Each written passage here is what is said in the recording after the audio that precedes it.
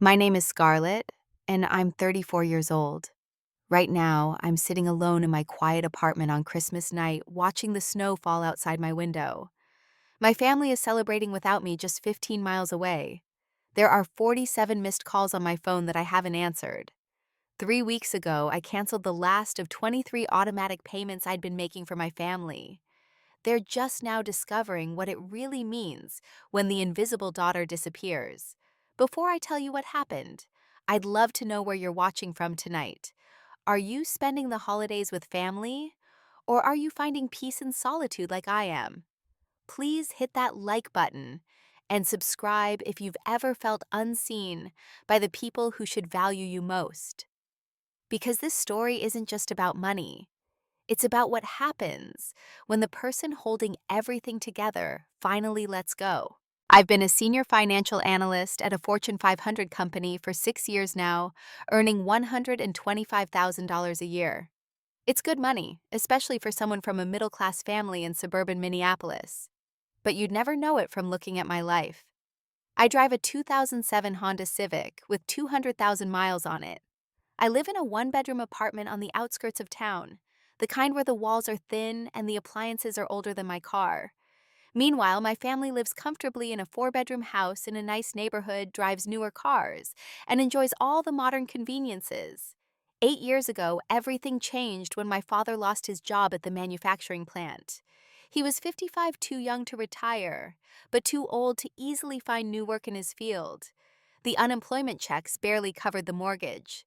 Mom had never worked, always being the homemaker, and at 53, she was terrified of entering the workforce. My sister Lisa had just had her first baby, Emma, and was struggling with her husband Brad's gambling debts. My younger brother Derek had dropped out of college and moved back home, claiming he needed time to find himself. That's when I quietly stepped in. I told myself it would be temporary, just until Dad found another job. I set up automatic payments from a separate checking account, one my family didn't know existed. First, it was just the electricity bill, $78 a month, then the gas bill, $92, then the water, $45. Each month, as Dad's job search stretched on, I added another bill. By the time Dad finally found part-time work at a hardware store 2 years later, I was paying for nearly everything. The list had grown beyond utilities. There was the premium cable package with all the sports channels Derek loved, $149. Netflix, Hulu, HBO Max, Disney Plus, Amazon Prime, Paramount Plus altogether, another $78 monthly. The family cell phone plan for 6 lines, $240. High-speed internet, $89. Then there were the bigger expenses. Dad's car payment had 3 years left when he lost his job. Rather than let them lose it, I took over the $523 monthly payment. Derek's car insurance, $187 a month because of his 2 accidents. Mom's gym membership at the fancy wellness center, $149. The Costco executive membership, $120 a year. Emma's piano lessons, $200 monthly. The property taxes on their house, which Dad couldn't manage on his part-time salary, $400 monthly, set aside. The homeowner's insurance, $158. Even their Amazon Prime membership and every subscription box Mom signed up for, from wine to beauty products to those meal kits she never actually cooked. I kept meticulous records in a spreadsheet hidden deep in my laptop. Every month, $3,847 left my account in automatic payments. That's $46,164 a year, more than many people's entire salary, and my family had no idea. How did they not notice? Simple. I was clever about it. I called the utility companies and had them keep Dad's name on the accounts while changing the payment method. The streaming services were all under my email, but I gave everyone the passwords. The car payment still showed as coming from Dad's account because I secretly transferred money into it each month. Mom thought Dad's part-time job and his small pension covered everything. Dad assumed Mom's father, who passed away 5 years ago, must have left them more than he'd told her. Lisa believed Brad had finally gotten his act together. Derek never questioned where anything came from. And me, I became a ghost in my own family. While they vacationed in Florida last summer, I stayed home claiming work was too busy. While they renovated their kitchen with what they thought was Dad's retirement fund, I ate ramen in my outdated apartment. While Emma got her beautiful piano and private lessons, I sold my own keyboard on Craigslist to make rent after a car repair. I told myself I was being a good daughter, a good sister, a good aunt. Family takes care of family, right? And wasn't I lucky to have a good job? Wasn't it my responsibility to share my success? These were the lies I fed myself as I watched my bank account drain month after month, year after year. Looking back, I should have seen the pattern from childhood. I was the middle child sandwiched between beautiful, charming Lisa and Derek, the long-awaited son. Lisa was the princess who could do no wrong. She was head cheerleader prom queen, the daughter who gave my parents their first grandchild at 24. Derek was the golden boy, the football player, the one who carried on the family name. And me, I was the quiet one with good grades. The one who spent Saturday nights studying instead of dating. The one who won the state mathematics competition, but no one came to the ceremony because Derek had a football game. The one who got a full scholarship to the University of Minnesota. But the family dinner celebrating Lisa's engagement happened the same week. And somehow my achievement got lost in wedding planning. I remember graduation day perfectly. I was valedictorian of my college class, graduating summa cum laude with a degree in finance. I'd reserved 6 tickets for my family, imagining them cheering as I walked across that stage. The morning of graduation, Derek scheduled a last-minute baseball game. It wasn't even an important game, just a recreational league, but Mom said they couldn't miss it. You understand, don't you, sweetie? There will be so many people graduating, you won't even notice we're not there. I noticed. I walked across that stage to receive my highest honors, and the only sound was polite applause from strangers. I took myself out to dinner afterward, sitting alone at Olive Garden with my cap and gown folded neatly on the chair beside me, while families all around celebrated their graduates. When I got my first job offer, starting salary $70,000, I rushed home to tell everyone. Mom was on the phone planning Lisa's baby shower.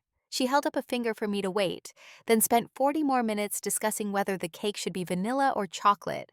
By the time she hung up, my excitement had deflated. "That's nice, dear," she said when I told her. "Now, can you help me address these invitations?" The pattern continued with every milestone.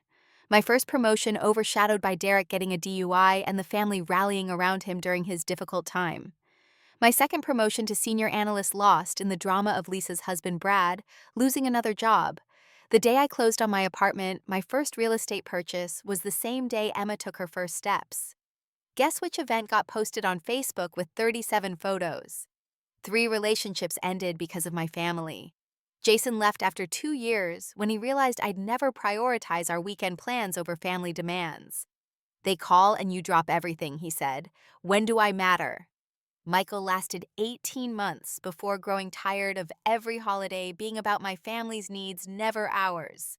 "We can't even plan a vacation without checking if your sister needs babysitting," he said. And David Sweet David, who proposed on my 30th birthday, eventually took back the ring when he realized I'd already promised to pay for Derek's rehab instead of our wedding. Yes, rehab. Because Derek's finding himself phase included finding cocaine. $30,000 for a treatment center, which I paid by liquidating my 401k, taking the tax penalty, because family emergency, right? He lasted 2 weeks after getting out before relapsing. But that was somehow my fault too, according to Mom, because I didn't support him enough emotionally. Last Thanksgiving was the breaking point I should have recognized.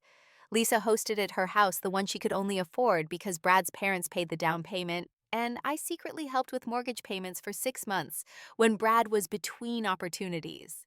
I arrived with homemade pie and wine offerings that were set aside for store-bought alternatives because homemade just doesn't look as professional.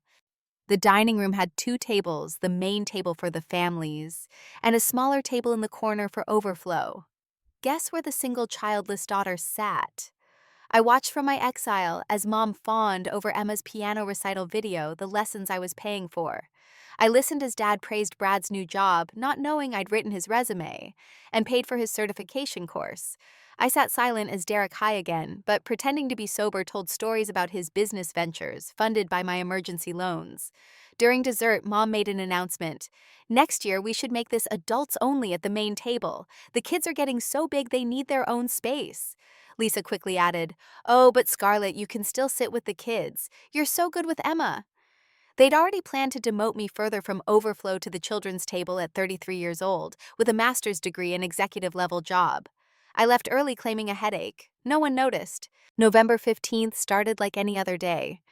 I just received news of another promotion this time to Senior Financial Analyst Team Lead, with a raise to $140,000. It was the position I'd worked toward for 3 years, requiring extra certifications I'd earned studying nights and weekends.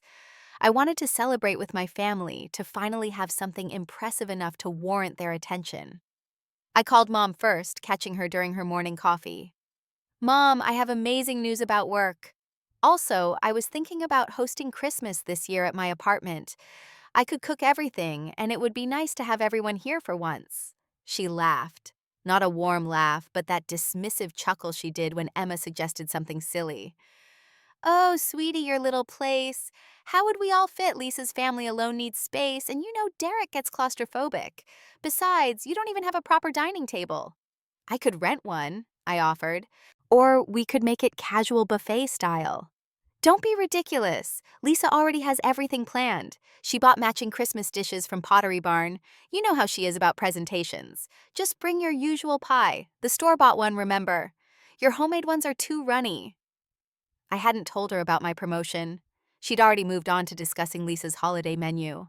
November 20th, the family group chat exploded with activity. 63 messages about Christmas dinner while I was in a board meeting. Lisa had created a Pinterest board for elegant Christmas tablescapes and assigned everyone tasks. Dad would carve the turkey. Brad would mix cocktails. Derek would be in charge of music. Emma would perform her piano pieces. Mom would supervise and photograph everything for Instagram. My assignment: Scarlett can pick up the pie and bring ice. Ice. My contribution to Christmas was frozen water. Black Friday, November 28th. I did what I always did. While everyone else shopped for themselves, I hunted for perfect gifts for my family. A cashmere sweater for Mom from Nordstrom, $300. A smartwatch for Dad, $450. Designer sunglasses for Derek, $320. A spa package for Lisa, $500.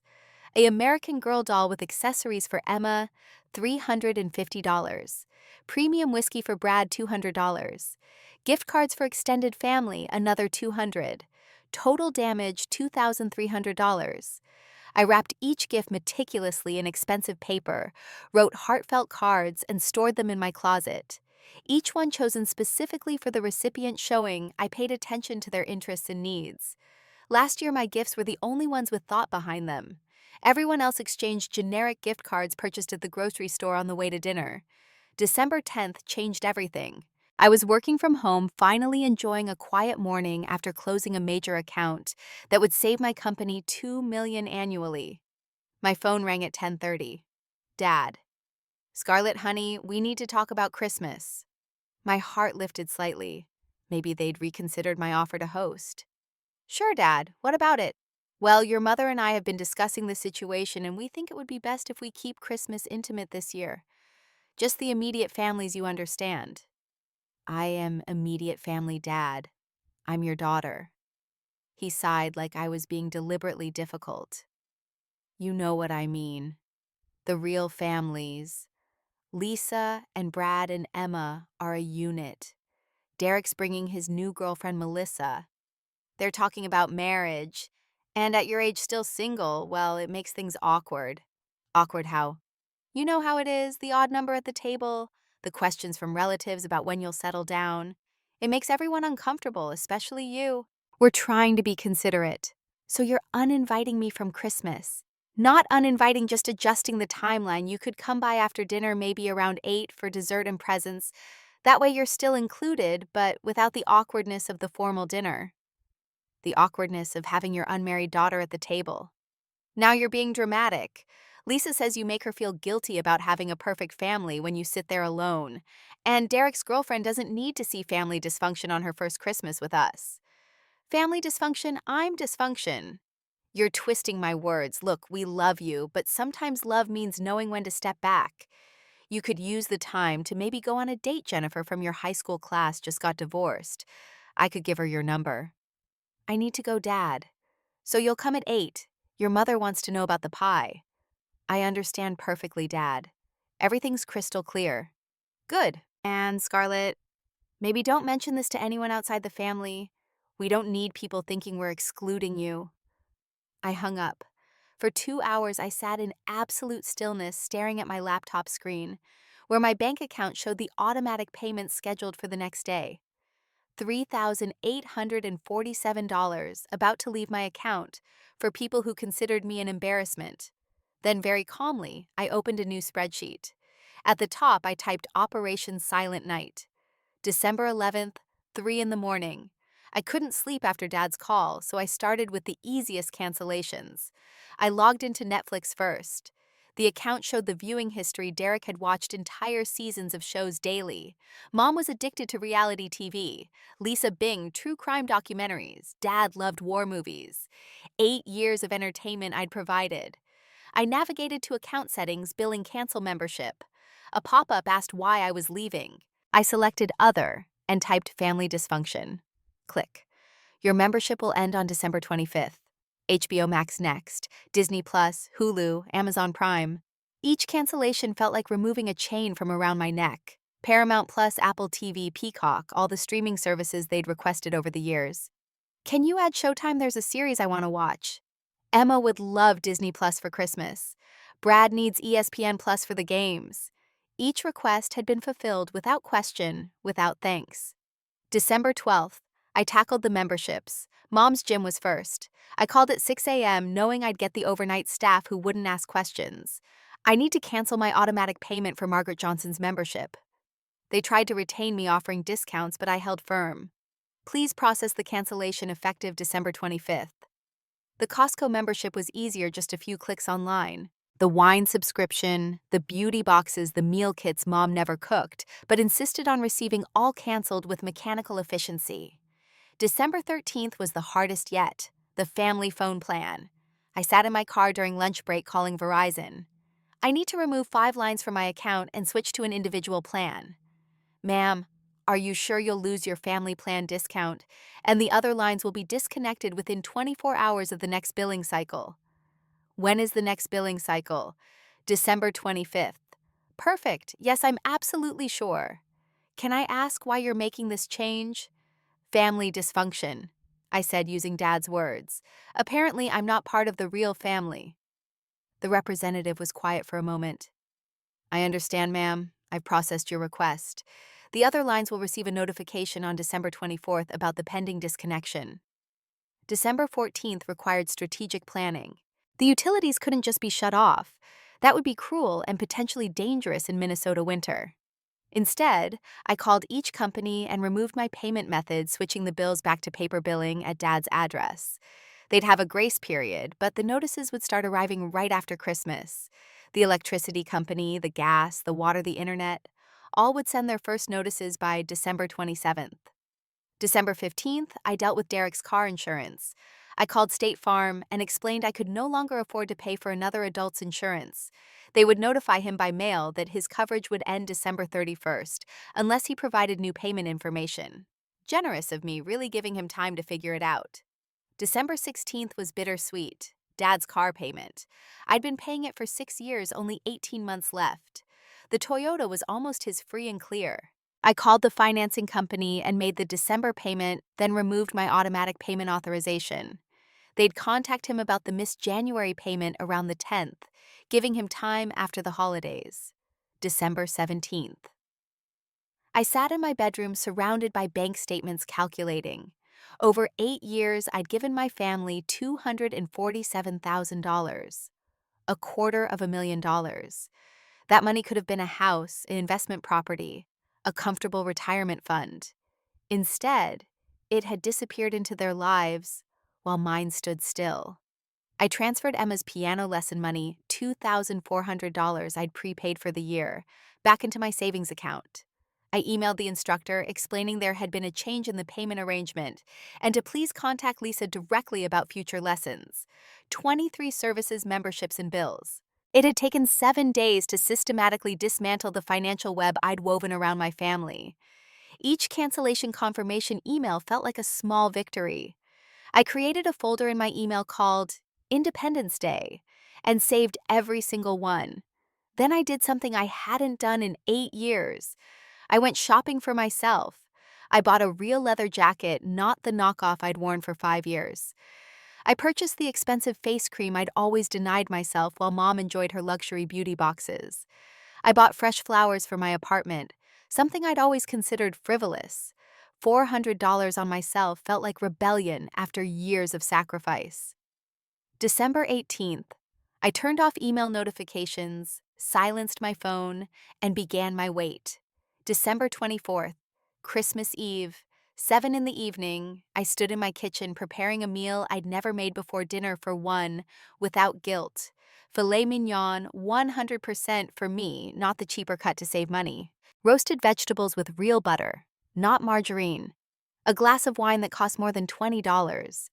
Not the $7 bottle I usually grabbed. I set my small table with my grandmother's china, the only thing of value I owned that wasn't practical. 8:47 p.m., my phone lit up with the first call. Derek. I watched his name flash across the screen 23 times before he gave up. The voicemail was predictable. Scarlett, something's wrong with Netflix. It says the account doesn't exist. Can you check your email? Call me back. 9:15, a text from Lisa. Mom's gym card got declined today, so embarrassing. The girl at the desk said the membership was canceled. Did you hear anything about identity theft going around? 9:32, another text from Lisa. Also, Emma's piano teacher just emailed saying January's lesson aren't paid for. I thought Grandpa's trust covered that. Mom's freaking out. I poured another glass of wine and ran a bath.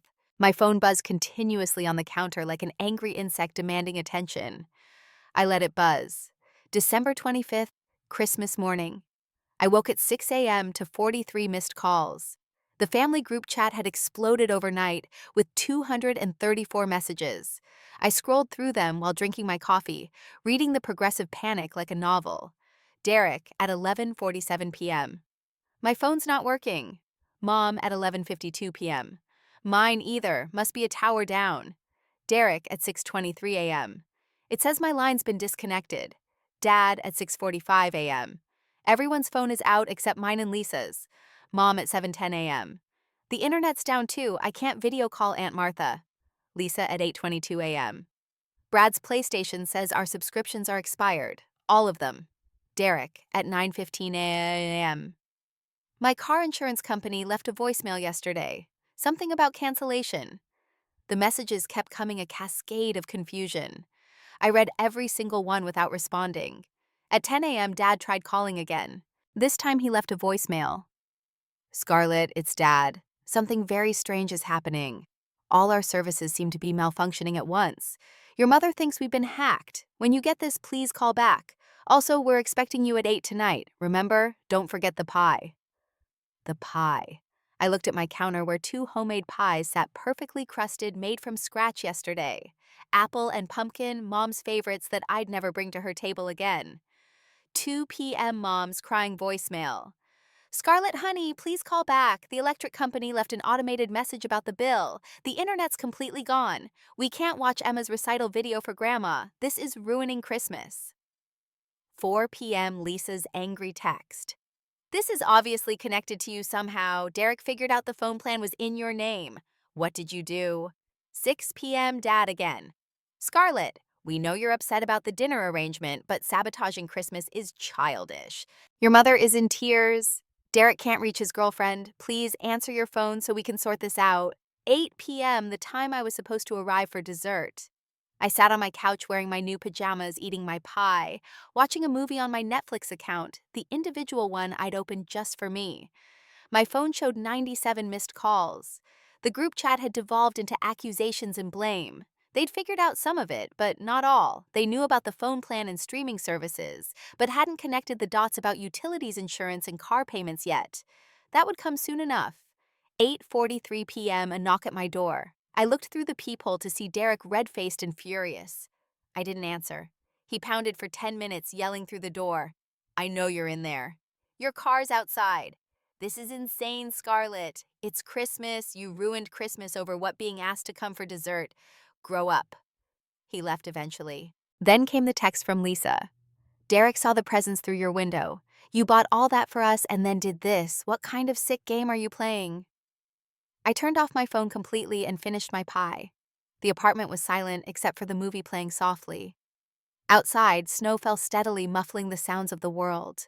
It was the most peaceful Christmas Eve I'd had in 34 years. December 26th, 9 a.m. sharp.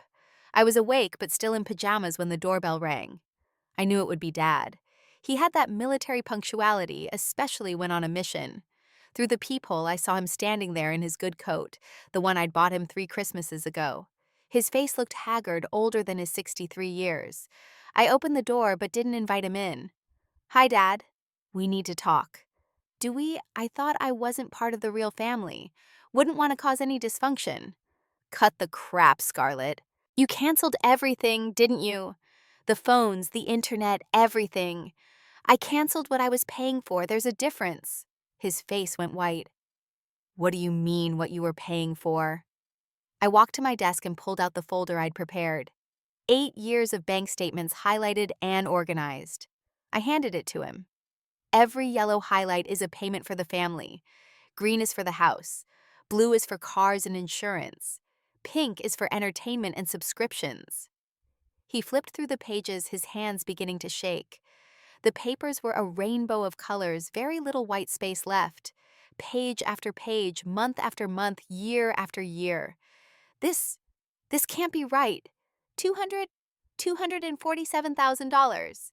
$247,318.67 to be exact. That doesn't include the cash I gave Derek for his emergencies, or the money I spent on groceries when I visited, or the gifts. He sank into my doorway, steps still holding the papers. For the first time in 20 years, I saw my father cry. Not the single tear at his mother's funeral, or the misty eyes at Lisa's wedding. Real tears streaming down his face. "We thought, your mother said the pension covered. I assumed her father had left more. How did we not know? Because you never asked Dad. In 8 years, not one person asked how the bills got paid. Not once did anyone wonder why nothing got shut off when you lost your job. You all just assumed it would work out. And it did because I made it work out." "But you live here." He gestured at my apartment. "This place your old car. We thought you were struggling." "I was struggling to keep you all afloat while maintaining my own life. Do you know why Jason left me? Because I canceled our vacation to pay for Derek's rehab. Michael left because I couldn't afford a wedding while paying for Lisa's mortgage. David left because he realized he'd always come second to family who treated me like an afterthought." Dad looked up at me then, and I saw recognition in his eyes. "The Christmas dinner. We uninvited you from Christmas dinner. You told me I was family dysfunction, that I made Lisa feel guilty for having a perfect family, that Derek's girlfriend shouldn't see the embarrassment of a single 34-year-old daughter. You asked me to come at 8 for dessert like I was an awkward obligation, not your daughter who'd sacrificed everything." "I didn't know. You didn't care to know. When was the last time you visited my apartment, Dad, 2 years ago?" 3. You've been to Lisa's house 40 times this year. You helped Derek move twice. But your other daughter, the one who made sure you kept your house invisible." He stood slowly, aged 10 years in 10 minutes. "What do you want?" "An apology. We can reinstate everything, work out a payment plan." "I don't want anything. That's what you don't understand. I'm done wanting things from you all. I'm done needing your approval, your recognition, your love with conditions. I canceled those payments because I'm not a bank. I'm not an ATM. I'm supposed to be family, but family doesn't treat each other the way you've treated me. So that's it. You're just cutting us off. Your mother, your siblings, your niece. I'm setting boundaries. If you want those services back, you'll have to pay for them yourselves. Derek's 28, he can get a job. Lisa and Brad both work, they can manage their own bills. You and Mom have pension and Social Security plus your part-time job. It's enough if you budget." Emma's piano lessons. "You're punishing a child. I'm not punishing anyone. I'm stopping my own punishment. 8 years, Dad. 8 years of giving everything while being told I wasn't enough. Do you remember my promotion? The one I tried to tell Mom about." "What promotion?" "Exactly. Senior Financial Analyst Team Lead. $140,000 a year. I'm one of the youngest executives in my company. But you didn't know because Mom was too busy planning Lisa's Christmas table to listen. He looked through the doorway into my apartment, really looked this time. Saw my grandmother's china still on the table from last night, the one family heirloom I'd claimed. Saw the presents piled by my small tree wrapped in expensive paper. Saw the life I'd built despite everything. Those gifts, Derek said he saw gifts. $2,300 worth, picked out specifically for each person. Mom's cashmere sweater is her favorite color. Your smartwatch has the health monitoring you need. Emma's doll is the one she mentioned in October. I pay attention, Dad. I've always paid attention. But who pays attention to me? He walked into my apartment, then uninvited, but not unwelcome. He touched each gift gently, reading the tags I'd written with such care. When he got to his own, he stopped. The tag read, "To Dad who taught me to be strong. Now I'm strong enough to stand alone. We failed you. Yes. Your mother needs to hear this. Then tell her. But I won't be the one to explain it. I'm done explaining myself, justifying my existence, apologizing for being single and childless and successful. I'm done." He picked up the folder of bank statements. "Can I show her these, do whatever you need to do?" At the door, he turned back. "The family wants you to come for dinner. The real dinner, not dessert." I know what the family wants. The question is, what does the family value? Because if it's just my money, then they can learn to live without both. He left, taking the evidence of 8 years with him. I watched from my window as he sat in his car for 20 minutes before driving away. Then I did something I hadn't done in years. I turned on music, loud music, the kind that would have annoyed neighbors if the walls weren't so thin. I danced in my kitchen alone, and unashamed, free from the weight of carrying everyone else. December 26th, 3 p.m. Dad had called a family meeting. I knew because Lisa texted me 14 times, and Derek left 6 voicemails.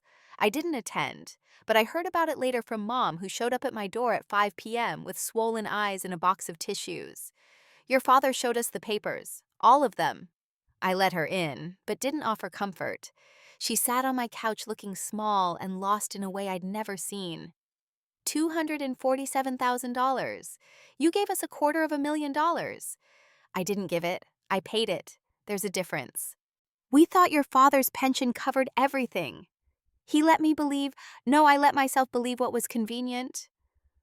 You never wondered how you afforded Pottery Barn Christmas dishes and kitchen renovations on a hardware store salary. I thought he had savings, or that my father had left us more than I knew. It was easier not to ask. Easier for whom? She flinched. For me? It was easier for me to pretend everything was fine than to face reality. And you, my quiet girl, you just handled it. Like you always handled everything quietly. Not by choice, Mom. By necessity. Every time I tried to speak up, something more important drowned me out. Lisa's baby, Derek's crisis, your comfort. I learned silence was my role. That's not true. I pulled out my phone and showed her my photos from the last 8 years. This is my college graduation. Empty seats where you should have been. This is my first apartment closing. I celebrated alone. This is the dinner after my first promotion. Table for one. This is last Thanksgiving. Me at the overflow table while the real family sat together. Tell me again how silence wasn't my role. Mom scrolled through the photos, seeing the pattern she'd been blind to for decades. We did this to you. We pushed you aside, and you still took care of us. I loved you, all of you, enough to disappear if that's what you needed from me. That's not love, Scarlett. That's not what we should have asked of you. You didn't ask. You expected. And when expectations become assumptions, the person meeting them becomes invisible. She was crying harder now, the kind of tears that come from genuine recognition of failure. Derek said horrible things at the meeting, said you were manipulative, controlling, that you did this for power. Derek's an addict who's never held a job longer than 3 months. His opinion of me stopped mattering when I paid for his 3rd rehab stint. Lisa thinks you planned this to humiliate us. Lisa, who hasn't invited me to a single playdate with Emma despite me paying for the lessons that make her a prodigy. Lisa, who suggested I sit at the children's table next year. And Brad called you. Words I won't repeat. Brad, whose resume I wrote, whose certification I paid for, whose gambling debts I helped clear so they wouldn't lose the house. Mom set down my phone and looked at me directly. You could have told us. When? During the conversations about how my being single at 34 was an embarrassment, or while you were planning family photos that I wasn't included in because I'd throw off the symmetry. Or maybe during Dad's call uninviting me from Christmas because I'm family dysfunction. He told you that. He told me I make Lisa feel guilty for having a perfect family, that Derek's girlfriend shouldn't have to see the sad single daughter. That's what I am to you all. Not the person who saved your house, kept your lights on, made sure Emma could have her dreams. Just the embarrassing reminder that not everyone gets a fairy tale. Mom reached for my hand, but I pulled away. What happens now? Now you all learn to pay your own bills. Derek gets a job or moves out. Lisa and Brad budget like adults. You and Dad live within your means. And I live my life without the weight of carrying everyone else. What about us, your family? You're still my family. But family shouldn't require one person to shrink so others can grow. I've been photosynthesizing in the shadows for 34 years. I'm done. She stood to leave, then turned back. The gifts. Your father said there were gifts. There were. Beautiful, thoughtful gifts chosen with love. But you can't have them. They were for the family I thought I had, not the one that uninvited me from Christmas. That's cruel. No, Mom. Cruel is making someone feel unwelcome at their own family's table. This is consequence. 3 days later, December 29th, Derek got a job at Target. Temporary, seasonal, but it was the first job he'd gotten himself in 5 years. Lisa called to ask if I'd reconsider the piano lessons. I told her to sell the Pottery Barn dishes. Dad started working full-time at the hardware store, taking on extra shifts. January 1st, New Year's Day. For the first time in 8 years, I had money in my savings account that stayed there. No automatic transfers, no emergency withdrawals for family crises, no sacrificing my future for their present. I spent the day planning a vacation to Italy, something I'd dreamed about since college, but could never afford. January 10th, Mom called. We figured out the bills. It's tight, very tight, but we're managing. Derek's working, Lisa's taken on extra shifts, your father's doing overtime. Good. We want to have dinner. All of us. At your apartment. My apartment that's too small, that doesn't have a proper dining table. We'll bring chairs, Lisa will cook, Derek will help. We want to see where you live, how you live. We want to know you, Scarlett, the real you, not the silent ghost we created. I thought about it for 3 days before agreeing. January 15th, they arrived at my door. All of them, even Brad, carrying dishes and chairs in humility. They squeezed into my one-bedroom apartment, seeing it properly for the first time. Dad admired my bookshelf full of finance books and certifications they never knew I'd earned. Mom noticed my wall of awards from work achievements never celebrated. Emma discovered my old keyboard bought back from the person I'd sold it to and asked me to play. I played for them. Not perfectly, not professionally like Emma would one day, but mine. My music and my space on my terms. Derek had stayed sober for 20 days. He apologized, not the grand gesture kind, but the quiet, genuine kind. I'm sorry I called you manipulative. You were the only one who actually helped me, and I treated you the worst. Lisa brought a photo album she'd made, pictures of us as children, before the roles were set, before I became invisible. I want Emma to know her aunt, the real one, not the one I diminished. Brad surprisingly offered the most practical apology. I looked up what you did for us. The resume, the certification, the payments. We would have lost the house. Thank you. Dad raised a toast with the cheap wine I had. To Scarlett, who held us up when we didn't deserve it. Who we failed, but who succeeded anyway. Who taught us that love isn't enabling and family isn't entitlement. Mom added, to our daughter, who we're getting to know for the first time at 34. We're sorry it took losing you to see you. That night, crowded in my small apartment with furniture that didn't match, and stories that finally did, I felt something I hadn't felt in years. Not invisible, not unseen, but present. Fully, completely present. They left at midnight, each hugging me not as an obligation, but as a choice. Emma whispered, Aunt Scarlett, will you teach me the song you played?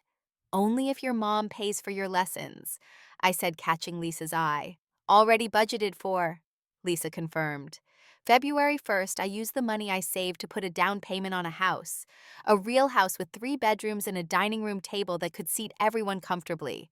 Not for them, for me, but with space for family who earned their place at my table. March 1st, I got another promotion. This time, Mom was the first person I called. She cried the happy kind and asked to take me to dinner to celebrate. Just the two of us, because she wanted to know about my work, my dreams, my life beyond them. April 1st. Derek had been sober 90 days and promoted to shift supervisor. He sent me a tear, used my first real paycheck to pay for my own phone, feeling visible for the first time. Thank you for showing me how. That Christmas alone was the loneliest yet most empowering night of my life. I had chosen myself when no one else would. I had valued myself when my worth was questioned. I had stood alone and discovered I was enough. Now every Christmas we gather at my house, the one I bought with money I didn't give away. We sit at my table, the one that seats everyone equally. And nobody, absolutely nobody, questions whether I belong at the main table anymore. Because sometimes the best gift you can give your family is the truth. And sometimes the best gift you can give yourself is the courage to stop being invisible, even if it means standing alone in the light. The end. Looking back now, a year later, I realized that canceling those auto payments wasn't about revenge. It was about resurrection, the death of who I thought I had to be and the birth of who I actually am. Every dollar I'd spent had been a silent scream for recognition, for love, for belonging. But you can't buy those things. Not really. They have to be freely given, or they're worthless. My family learned that winter. Not just about money, though. That lesson was harsh and necessary. They learned that the quiet one, the single one, the different one, had been the strong one all along. And strength, real strength, isn't about how much you can carry for others. It's about knowing when to set the burden down and walk away. I still help my family sometimes. When Emma needed a new piano because she'd outgrown the keyboard I contributed. When Derek celebrated 1 year sober, I gave him a gift. When Mom needed surgery and insurance didn't cover everything, I was there. But now it's different. Now they see me. Now they ask, not expect. Now they're grateful, not entitled. And me, I'm visible. I'm fully, brilliantly, unapologetically visible. Not because I pay for things, but because I stopped paying the price for their comfort with my own invisibility. That's the thing about being the family ghost. You can haunt them, or you can resurrect yourself. I chose resurrection. Some might say I was cruel that Christmas, that family forgives family, provides family sacrifices. But here's what I learned: family that requires you to disappear so they can shine isn't family at all. They're just people who share your DNA and your bank account. Real family, the kind worth having, sees you at your smallest and encourages you to grow. They celebrate your victories like their own. They sit at your tiny table in your cramped apartment and make it feel like a palace because you're there. They don't need you to be less, so they can be more. It took me 34 years to learn that lesson. It took my family one very cold, very dark Christmas to understand it. But we got there eventually, to a place where love isn't transactional and visibility isn't earned through payments. Now, when young women tell me about feeling invisible in their families, about being the one who gives and gives and gives, I tell them this story, not because I want them to cancel auto payments or cause chaos at Christmas, but because I want them to know that their worth isn't measured in what they provide, but in who they are. And who they are deserves to be seen celebrated and sat at the main table regardless of their relationship status, their bank balance, or their willingness to disappear. That's my story. The story of how I canceled Christmas and found myself. The story of how a family learned the difference between a foundation and a doormat. The story of how silence sometimes speaks louder than words ever could. If you're watching this on your own Christmas, feeling invisible in your own family, know this: you deserve to be seen. You deserve to be valued for more than what you provide. You deserve a seat at the table, the main table, not because of what you bring, but because of who you are. So I want to ask you, have you ever felt invisible in your own family? Have you been the silent provider, the one who makes everything work while getting nothing in return? Share your story in the comments below. Let's build a community of people who refuse to be invisible anymore. And if this story resonated with you, if it made you think about your own worth and visibility, please hit that like button. Subscribe to hear more stories about finding yourself setting boundaries and choosing your own worth over others' comfort. Share this video with someone who needs to hear that they deserve to be seen. Thank you for spending this time with me, for hearing my story, for seeing me. May your holidays be filled with genuine love, real recognition, and a seat at whatever table you choose to sit at. Remember, you are not required to set yourself on fire to keep others warm. You are not obligated to be invisible so others can shine. You are worthy of love, respect, and visibility exactly as you are. Until next time, stay visible, stay valuable, and stay true to yourself. Goodbye, everyone.